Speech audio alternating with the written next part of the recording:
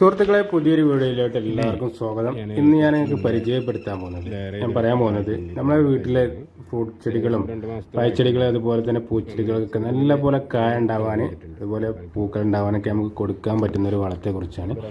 ഞാൻ ഇതിന് മുന്നേ ഈ ഒരു പേര നല്ല രീതിയിൽ ഫ്ലവർ ചെയ്തൊരു വീഡിയോ ഞാൻ ചെയ്തിട്ടുണ്ടായിരുന്നു. അപ്പോൾ അതിനുശേഷം ഇതൊക്കെ കായായി തുടങ്ങിയിട്ടുണ്ട്, കണ്ടില്ലേ.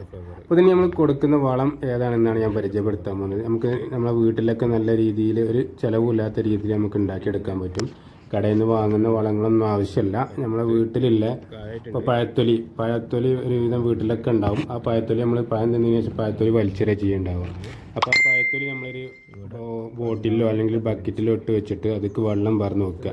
എന്നിട്ട് ഒരു 4-5 ദിവസം കഴിഞ്ഞിട്ട് അത് ആ വെള്ളം നമ്മളൊരു അതിനൊരു കപ്പ് വെള്ളം എടുത്തിട്ട് അതിലേക്ക് ഒരു 10 കപ്പ് അല്ലെങ്കിൽ 8 കപ്പ് വെള്ളം പറഞ്ഞ് നേർപ്പിച്ചിട്ട് നമ്മൾ ഈ ചെടികൾക്ക് ഒഴിച്ചു കൊടുത്താൽ നല്ല രീതിയിലുള്ള റിസൾട്ടാണ് നമുക്ക് കിട്ടുക. ഇപ്പോൾ പഴച്ചെടികളാണെങ്കിലും പിന്നെ അങ്ങനെ ഫ്രൂട്ട് പ്ലാന്റുകളാണെങ്കിലും അതുപോലെ തന്നെ പൂച്ചെടികൾ, പച്ചക്കറി എല്ലാത്തിനും നമുക്കത് ഉപയോഗിക്കാൻ പറ്റില്ല.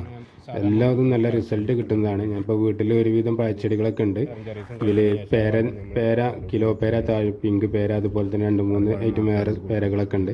അതുപോലെ ചിക്കു, പിന്നെ അബിയു, ലോങ്ങണ്, ബട്ടർ, ഇതൊക്കെ നല്ല രീതിയിൽ ഫ്ലവർ ഉണ്ടാവാൻ, കായ ഉണ്ടാകാനൊക്കെ ഈ ഒരു കൂട്ട്, ഈ ഒരു സ്ലറി രൂപത്തിലുള്ള വളം നല്ല റിസൾട്ട് നമുക്ക് നൽകുന്നുണ്ട്. അതുപോലെ ഞാൻ കൊടുക്കുന്ന പിന്നെ സാധാരണ നമ്മൾ കൊടുക്കുന്ന ചാണകപ്പൊടി, എല്ലുപൊടി, വേപ്പിണ്ണാക്ക് അതും നമ്മൾ ഇടയ്ക്ക് കൊടുക്കും. ഈ ഒരു കാര്യങ്ങൾ മാത്രമേ നമ്മൾ കൊടുക്കുന്നുള്ളൂ. ജൈവവളമായിട്ട് രാസവളം കൂടുതലൊന്നും നമ്മളിതിന് കൊടുക്കലില്ല. അത്യാവശ്യ ഘട്ടങ്ങളിൽ മാത്രമേ രാസവളം കൊടുക്കലുള്ളൂ. എന്നാലും കൂടുതലും നമ്മൾ ജൈവവളം മാത്രമാണ്. ഈ സ്ലറി രൂപത്തിലുള്ള വളം നമ്മൾ ആഴ്ചയിൽ ഒരു പ്രാവശ്യമെങ്കിലും ഞാൻ ഇതിന് ഒഴിച്ചു കൊടുക്കും. രാവിലെയും വൈകുന്നേരമായിട്ട് 2 നേരങ്ങൾ കൊടുക്കുന്നത്, 2 നേരമായിട്ട് നമ്മൾ കൊടുക്കും. അത് ആഴ്ചയിലൊരു ദിവസം ഏതായാലും കൊടുക്കുന്നുണ്ട്. ആ ഒരു വളം നമുക്ക് ഒരു റിസ്ക്കും ഇല്ലാതെ നമുക്ക് ഉണ്ടാക്കിയെടുക്കാൻ പറ്റും. വീട്ടിൽ നമ്മൾ പഴത്തൊലി നമ്മൾ ബക്കറ്റിലിട്ട് വെക്കുക. എന്നിട്ട് അതിലേക്ക് ഒരു ബക്കറ്റ് വെള്ളം നിറച്ച് വെച്ചിട്ട് അതിന് ഒരു കുറച്ച് വെള്ളം എടുത്തിട്ട് നമ്മൾ നേർപ്പിച്ചിട്ട് ഈ ചെടികൾക്ക് ഒഴിച്ചു കൊടുക്കുക. അത് നല്ല റിസൾട്ടാണ്. അങ്ങനെ പൂവുണ്ടാകാനും അതുപോലെ കായ ഉണ്ടാകാനൊക്കെ. അതിൽ പൊട്ടാഷ്യം നല്ല അടങ്ങിയിട്ടുണ്ട്. അതുകൊണ്ടാണ് അങ്ങനെ നമുക്ക് റിസൾട്ട് കിട്ടുന്നത് ഞാൻ മനസ്സിലാക്കിയിട്ടുള്ളത്.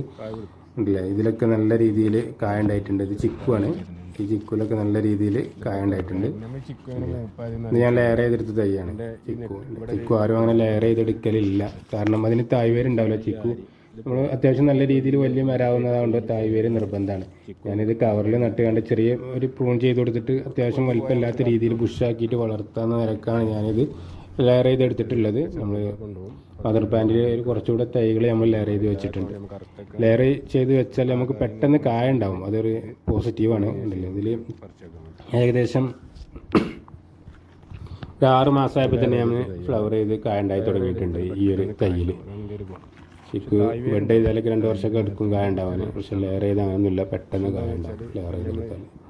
വലിയ മണ്ണിലേക്ക് നടന്നു വെച്ചാൽ തായ്വരില്ലെങ്കിൽ പെട്ടെന്ന് മറിഞ്ഞു പോകും. കവറിൽ നമ്മൾ പ്രൂൺ ചെയ്ത് അപ്പോൾ ഇത്രേ ഉള്ളൂ. നമ്മൾ കൊടുക്കുന്ന വളങ്ങളെ കുറിച്ചൊക്കെ ഞാൻ പറഞ്ഞിട്ടുണ്ട്. ആ ഒരു വളം നമ്മളെല്ലാവരും വീട്ടിൽ നമ്മൾ ചിലവ് കുറഞ്ഞ രീതിയിൽ നമുക്ക് ചെടികളൊക്കെ വളർത്താൻ പറ്റിയൊരു മെത്തേഡാണത്.